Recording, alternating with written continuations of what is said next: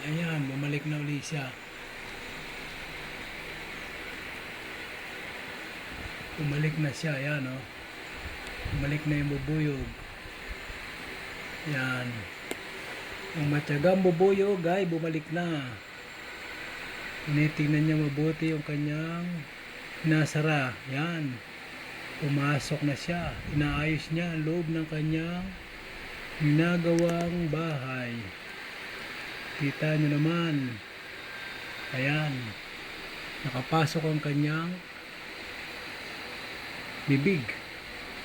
Siguro ini-inspection niya yung kanyang ginawa. Ayan siya. Ayan. Ginagawa niya yung kanyang bahay. Ini-inspection niya. Ayan. Tinitingnan niya mabuti.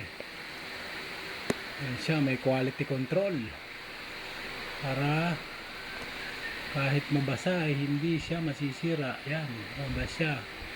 Kanya yung maliit na butas niya. Ayan, pasok yung kanyang katawan. Ayan siya. Ayan o, ayan o. Yun ginagawa niya. Ayan, yung may team na yan sa ulihan niya, yan ang nagdadala ng itlog. Yan ang tiyaga niyang bubuyog na yan. Kanina pa bilis niya magtrabaho. Ayan siya. Ayan o, ayan. Ayan, nuhulman niya mabuti yung kanyang may darali siyang lupa.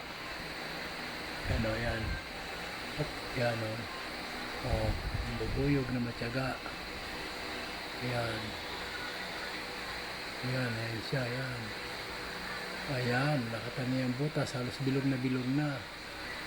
Ni-inspection niya ng dahan-dahan ang kanyang ginawang bahay. Hindi pa rin niya sinasara. Yung ginawa niyang yan ay nasa ng jealousy. Puno na yung ng jealousy. May jealousy siya. Hindi niya naisipang gumawa ng bahay niya. Yan. Yan o.